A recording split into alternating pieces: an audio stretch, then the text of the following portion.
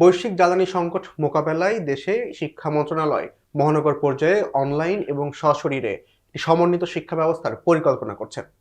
সেই পরিকল্পনা কিভাবে বাস্তবায়ন হবে, এসব বিষয় নিয়ে কথা বলতে আজকে আমার সঙ্গে যুক্ত হয়েছেন প্রথম আলোর বিশেষ প্রতিবেদক মোস্তাক আহমেদ। মোস্তাক আহমেদ, আপনাকে স্বাগতম। ধন্যবাদ আপনাকেও। মোস্তাক আহমেদ, আজকে প্রথম আলোতে আপনার একটি প্রতিবেদন প্রকাশিত হয়েছে এবং যেখান থেকে আমরা জানতে পারলাম যে শিক্ষা মন্ত্রণালয় একটি পরিকল্পনা করছে যে ব্লেন্ডেড শিক্ষা ব্যবস্থা। তো এই ব্লেন্ডেড শিক্ষা ব্যবস্থাটা কি এবং কিভাবে বাস্তবায়ন করা হবে? আচ্ছা, জানেন যে এই পরিকল্পনাটি কেন এসেছে সেটি আগে ছোট করে একটু বলে নিই। যে আপনি জানেন যে মধ্যপ্রাচ্য যুদ্ধ পরিস্থিতির কারণে সারা বিশ্বেই জ্বালানি সংকট একটা সমস্যা হয়ে থাকে, বাংলাদেশও তার মধ্যে আছে। তো সেই বিবেচনায় সরকার চিন্তা করছে যে শিক্ষা প্রতিষ্ঠানগুলোতে ব্লেন্ডেড, অর্থাৎ কিছু ক্লাস হবে অনলাইনে আর কিছু ক্লাস হবে সশরীরে। তো সশরীরে ক্লাসটা তো এতদিন ধরে শিক্ষা প্রতিষ্ঠানই হয়ে আসছিল। এখন তার মধ্যে সপ্তাহের কোনো দিন অনলাইনে, কোনো দিন অফলাইন, অর্থাৎ সশরীরে ক্লাস নেওয়ার কথা চিন্তা ভাবনা করা হচ্ছে। তাহলে এই ক্লাসগুলো অনলাইন এবং সশরীরে ক্লাস এটা কিভাবে হবে? আচ্ছা, আপনি জানেন যে আমাদের তো শিক্ষা ব্যবস্থায় মূলত সশরীরই ক্লাস, পরীক্ষা সবকিছু হয়ে আসছে।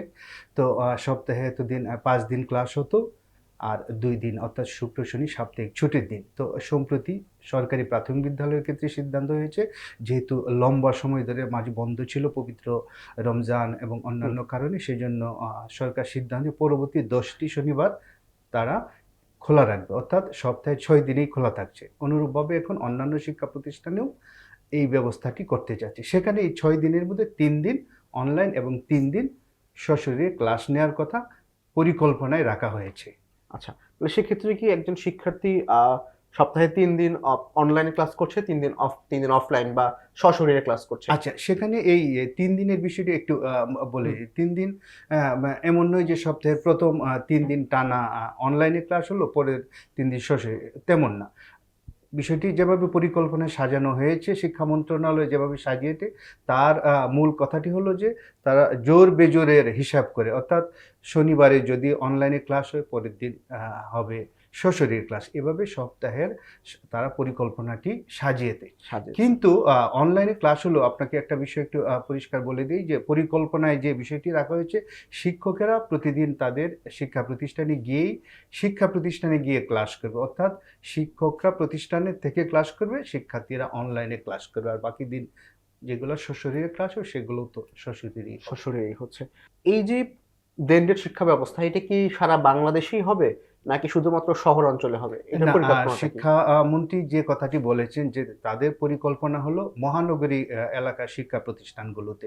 সেখানেও শিক্ষা প্রতিষ্ঠান বলতে বিশ্ববিদ্যালয় বাদে অন্যান্য শিক্ষা প্রতিষ্ঠান, যেখানে বাংলা মাধ্যম, ইংরেজি মাধ্যম সবার ক্ষেত্রে, অর্থাৎ প্রাথমিক, মাধ্যমিক, কলেজ আপনি বলতে পারেন। পরিকল্পনা এখন পর্যন্ত তেমনটাই আছে। আমরা যতটুকু জানতে পারছি, হয়তো আগামীকালকে এই বিষয়ে চূড়ান্ত একটি সিদ্ধান্ত হওয়ার সম্ভাবনা আছে মন্ত্রিসভার মন্ত্রিসভার বৈঠকে? বৈঠকের পর। আচ্ছা, অর্থাৎ শুধুমাত্র মহানগর পর্যায়ের ক্ষেত্রে এই এক সপ্তাহে ৩ দিন অনলাইন এবং ৩ দিন অফলাইন ক্লাসের সিদ্ধান্ত তারা নিতে যাচ্ছে। এটা এটা বলা যায়। পরিকল্পনা বলুন, পরিকল্পনা আছে। এখনো সিদ্ধান্ত পরিকল্পনা। আচ্ছা, এখনো। তাহলে অন্যান্য এলাকাগুলোর ক্ষেত্রে কি হবে? অন্যান্য অন্যান্য গ্রামাঞ্চল বা এলাকা মহানগরের বাহিরে? যেহেতু এই সংকটটি জ্বালানির কারণে বলা হয়েছে, তো গ্রামাঞ্চলে সাধারণত আপনি জানেন যে শিক্ষা প্রতিষ্ঠানগুলোতে জ্বালানির সমস্যাটা প্রয়োজন নেই। অর্থাৎ সেখানে দিনের আলোয় ইজিলি অনেক বৈদ্যুতিক ক্ষেত্রে সম্ভব, এই সংকটটা ইলেকট্রিসিটির তারা অনুভব প্রয়োজন। করছেন না। আচ্ছা, মোস্তাক আহমেদ, আমরা দেখেছি ২০২০ সালে করোনাকালীন সময়টিতে শিক্ষার্থীরা পুরোদমে অনলাইনে ক্লাস করেছে। তো সেই পুরোদমে তারা এখন অনলাইনে ক্লাস করেছে, সেখান থেকে অনুপ্রাণিত হয়েই কি এবার সরকার এরকম কোনো সিদ্ধান্ত নিচ্ছে কিনা? আপনি একটা গুরুত্বপূর্ণ পয়েন্ট বলেছেন। আপনি জানেন যে ২০২০ সালে সারা পৃথিবীতেই কোভিড মহামারী দেখা দিয়েছিল। বাংলাদেশে তখন ওই বছরের মার্চ মাস থেকে শিক্ষা প্রতিষ্ঠানগুলিতে ছুটি দেয়া হয়েছিল। এই ছুটি প্রায় টানা ১.৫ বছর ছিল। এরপরে আরো কম বেশি আরো কিছু বেড়েছিল। তো ওই সময়ে আসলে অনলাইন ক্লাসটি শুরু হয়েছিল। সেটি ছিল আসলে মন্দের ভালো। কিন্তু আপনাকে একটা কথা বলে রাখি, ওই সময় নানা গবেষণায় দেখা দিয়েছিল যে আসলে অনলাইন টেলিভিশনে যে ক্লাসগুলো হয়েছিল, সেগুলো পুরোপুরি কার্যকর ছিল না। অর্থাৎ সেটি ছিল বেসিক্যালি মন্দের ভালো বলতে পারেন আপনি। আর উপায়ও ছিল না। আপনি জানেন যে একটা সারা ঘর থেকে বের হওয়ার দুনিয়াতেই কোনো একটা অপশন ছিল না মহামারী মানুষের জন্য। আসলে। এবারেও যে সংকটটি, এটিও আসলে এটা আমাদের শুধু বাংলাদেশের বিষয় নয়, এটিও একটা সারা বৈশ্বিক সমস্যা। বৈশ্বিক একটি সমস্যা। আপনাকে এই জিনিসটা ভাবতেই হবে যে আসলে কি করা যায়। সেই ক্ষেত্রে আমি একটু বলতে চাই যে সেক্ষেত্রে শুধু শিক্ষা প্রতিষ্ঠানগুলোর দিকে প্রথমে নজর না দিয়ে আরো কিভাবে আরো অন্যান্য জায়গায় কিভাবে প্রথমে ফোকাস করে এই সমস্যাটা সমাধান করা যায়। কারণ কি আমাদের যে শিক্ষা প্রতিষ্ঠানগুলো সরকারি প্রাথমিক বিদ্যালয়, তারপর এমপিভুক্ত শিক্ষা প্রতিষ্ঠান, হাই স্কুল ও কলেজ আছে। এখানে একটা বিরাট জনগোষ্ঠী আসলে আপনি জানেন যে মধ্যবিত্ত, নিম্ন মধ্যবিত্ত পরিবারের সন্তান। তো সবার ক্ষেত্রে আসলে অনলাইন ক্লাসটা একটু কষ্টসাধ্য হবে। তো তাদের বিষয়গুলো যেন বিবেচনায় নিয়ে এই কাজগুলা করা হয়, সেটি আমার একটা পরামর্শ পরামর্শ। থাকবে। মোস্তাক আহমেদ, আপনি তো দীর্ঘদিন ধরে বাংলাদেশ শিক্ষা খাত নিয়ে কাজ করছেন, রিপোর্টিং করছেন। তো আপনার কাছে জানতে চাই যে এই যে ব্লেন্ডেড শিক্ষা ব্যবস্থা বা মহানগর পর্যায়ে সপ্তাহের অর্ধেক ক্লাস অনলাইনে হবে। তো এই শিক্ষা ব্যবস্থায় আসলে কতটা কার্যকর হবে জ্বালানির যে সংকট, সেই সংকট নিরসনে? গভর্নমেন্ট হয়তো বা ভাবছে কিছুটা হলেও একটা সমস্যা থেকে কিছুটা হলেও উত্তরণ। আমি আগে এই বললাম আসলে এই সংকটটি তো আমাদের বৈশ্বিক সংকট।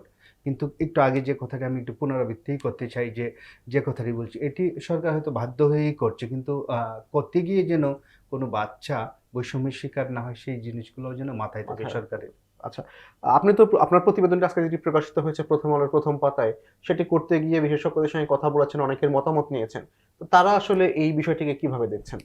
তারাও আসলে এই যে আমি একটু আগে যে কথাটি বললাম, তাদের কথার টোনটাও এরকমই ছিল যে আসলে আমাদের তো অনেক প্রান্তিক পর্যায়ের বাচ্চা আছে। ইভেন কি আপনি মহানগরের পর্যায়ে যদি শিক্ষা প্রতিষ্ঠানগুলো ধরুন, সেখানে সরকারি প্রাথমিক বিদ্যালয় আছে। এদের একটা বড় অংশই আসলে একেবারে দরিদ্র পরিবারের সন্তান। তো তাদের ক্ষেত্রে আসলে অনলাইন ক্লাসটা একটু কষ্টসাধ্যই হবে। আজকেও এক আলোচনায় এরকম একটা বিষয় এসেছে। তো এখন তাদের বিষয়গুলো তাদের জন্য আরো কোনো বিকল্প ব্যবস্থা করা যায় কিনা, কিংবা এলাকা ভিত্তিক, পরিবার ভিত্তিক আরো কোনো সুযোগ সুবিধা রেখে কাজগুলা করা যায় কিনা, সেটি করা উচিত। বিশেষজ্ঞরা যে কথাটি বলছে যে এই কাজটি শুরু করার আগে একটি সমন্বিত নীতিমালা করা উচিত। অর্থাৎ গাইডলাইন করা উচিত, যেখানে শিক্ষার্থী, শিক্ষক কিভাবে এই কাজগুলা করবে সবটাই যেন পরিষ্কারভাবে থাকে। অর্থাৎ সবাই যেন এই সুযোগটা সবার জন্যই যেন সমানভাবে নিশ্চিত হয়। নিশ্চিত হয়। সেখানে যেন কোনো বৈষম্য না থাকে। ধন্যবাদ মোস্তাক আহমেদ আমাদেরকে সময় দেওয়ার জন্য। আপনাকেও ধন্যবাদ। দর্শক, আমরা এতক্ষণ কথা বলছিলাম শিক্ষা মন্ত্রণালয় নতুন যে শিক্ষা ব্যবস্থার যে পরিকল্পনা করছেন এবং এই বৈশ্বিক জ্বালানি সংকট মোকাবেলায় সেই ব্যবস্থা কিভাবে বাস্তবায়ন হবে সেই বিষয়গুলো নিয়ে। আমরা আপনাদের সামনে আবারও হাজির হব নতুন কোনো বিষয়ে কথা বলতে, নতুন কোনো সহকর্মীকে সঙ্গে নিয়ে। সে পর্যন্ত ভালো থাকুন, নিরাপদে থাকুন আর প্রথম আলোর সঙ্গে থাকুন।